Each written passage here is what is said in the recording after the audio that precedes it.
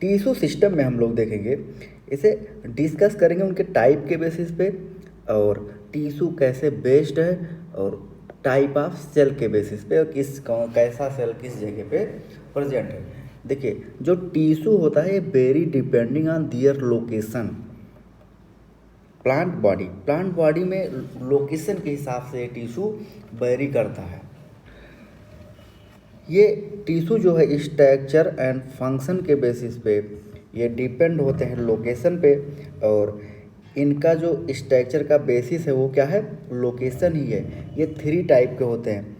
क्या होते हैं? 3 टाइप के टिश्यू सिस्टम पाए जाते हैं। एपिडर्मल टिश्यू सिस्टम, ग्राउंड या fundamental tissue system, and vascular conducting tissue system. देखिए, अब बात करेंगे एपिडर्मल टिश्यू सिस्टम की। तो सबसे अपर पार्ट क्या होता है, एपिडर्मल टिश्यू सिस्टम होता है, और ये प्लांट बॉडी को कवर करता है किस सेल से, एपिडर्मल सेल से। देखिए, एपिडर्मिस के पे ही स्टोमेटा पाया जाएगा, और एपिडर्मल अपेंडेजेज पाया जाएगा, जैसे ट्राइकोम और हीयर पाया जाता है। क्या पाया जाएगा? Trichome and here. Epidermis outer most layer है, और ये प्राइमरी प्लांट बॉडी है। क्या है? Primary plant body. ये made up of elongated and compactly arrange cell है। ये कंटिन्यूअस लेयर है। क्या है? एपिडर्मिस एक कंटिन्यूअस लेयर है, और ये यूजली सिंगल लेयर होता है। कैसा होगा? सिंगल लेयर होगा। पैरेनकाइमेटस होता है, और स्मॉल अमाउंट ऑफ साइटोप्लाज्म में होता है सेल वॉल के साथ में, और लार्ज वैक्यूल पाया जाएगा। देखिए, प्लांट सेल कोई भी हो तो वैक्यूल्स वहाँ पे लार्ज ही होगा। आगे देखिए, अब बात करेंगे आउटर मोस्ट एपिडर्मिस। ये कवर होता है किससे? बैक्स से, और ये थिक लेयर होता है। उसे क्या बोलोगे? क्यूटिकल कहते हैं। देखिए, क्यूटिकल होता है क्योंकि ये क्यूटिकल का होना वाटर लॉस का रोकना। तो क्यूटिकल सिर्फ स्टेम में पाया जाएगा, लीफ में पाया जाएगा, बट रूट में क्यूटिकल कभी नहीं होगा। तो देखिए, ये वाटर के लॉस को रोकता है, और ये रूट में एब्सेंट होता है। क्या? रूट में क्यूटिकल नहीं पाया जाएगा। स्टोमेटा का जो स्ट्रक्चर है ये एपिडर्मिस पे प्रेजेंट होता है, लीफ में, और स्टोमेटा रेगुलेट करता है। किसे रेगुलेट करता है? गैसियस एक्सचेंज को और ट्रांसपायरेशन को। स्टोमेटा जो है कंपोज्ड होता है 2 बीन शेप स्ट्रक्चर से, जिसे गार्ड सेल कहते हैं। क्या बोलोगे? गार्ड सेल, और गार्ड सेल मिलके बनाता है stomatal pore.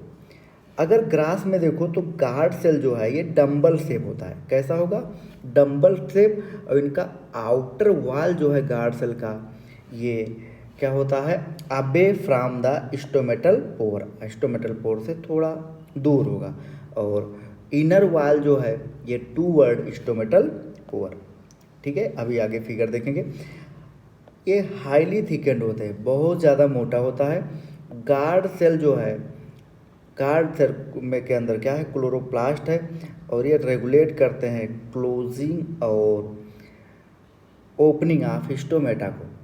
Few epidermal cell जो है गार्ड सेल का, वो स्पेशलाइज्ड स्ट्रक्चर का होता है, और उसे क्या बोलते हैं? सब्सिडरी सेल बोलते हैं। देखिए, सब्सिडरी सेल गार्ड सेल को प्रोटेक्ट करता है और हेल्प करता है। Stomatal aperture guard cell surrounded the subsidiary cell, यानी कि गार्ड सेल जो है वो सराउंडेड होता है सब्सिडरी सेल से। आइए इस फिगर को आप ध्यान से देखिए, आपको दिखाई पड़ेगा ये एपिडर्मल टिश्यू सिस्टम हो गया।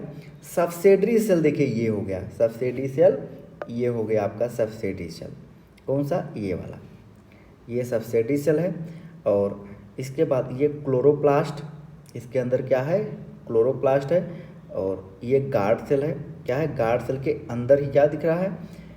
क्लोरोप्लास्ट दिख रहा है, और ये स्टोमेटल पोर हो गया। क्या हो गया? स्टोमेटल पोर हो गया। आगे चलिए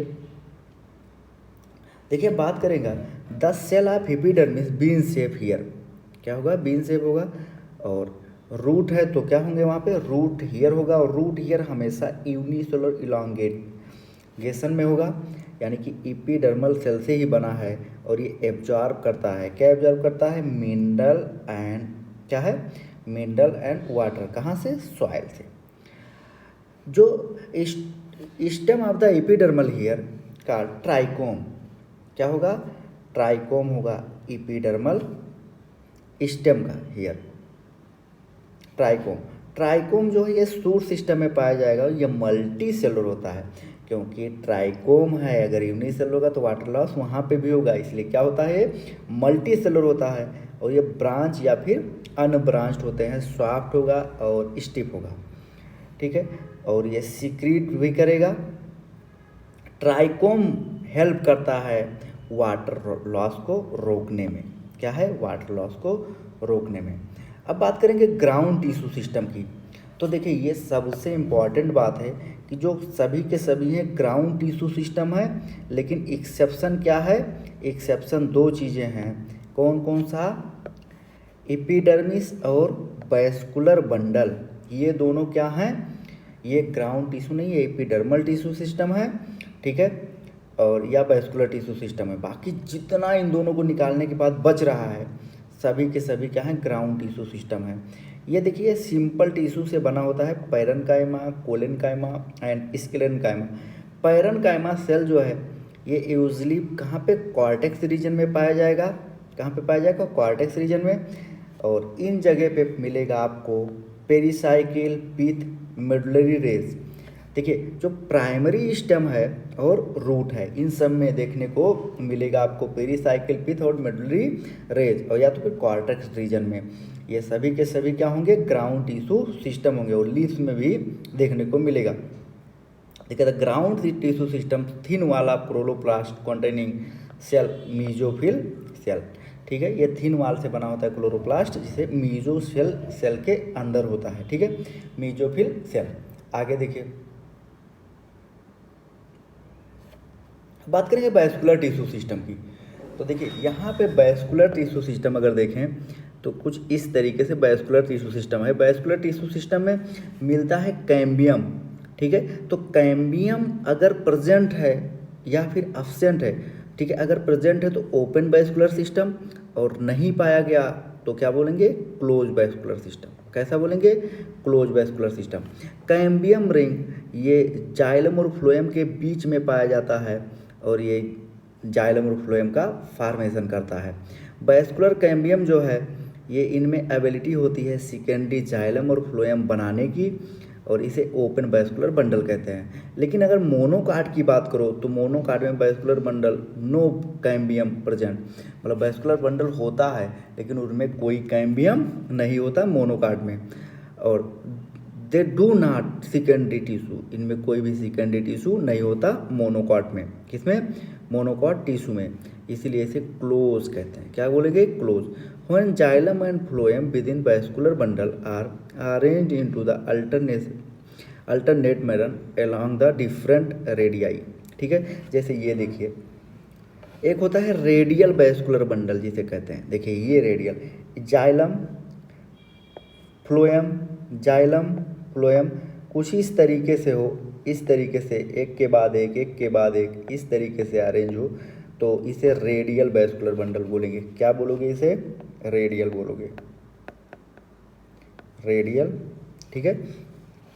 और इनमें कैम्बियम क्या है, कैम्बियम अब्सेंट है,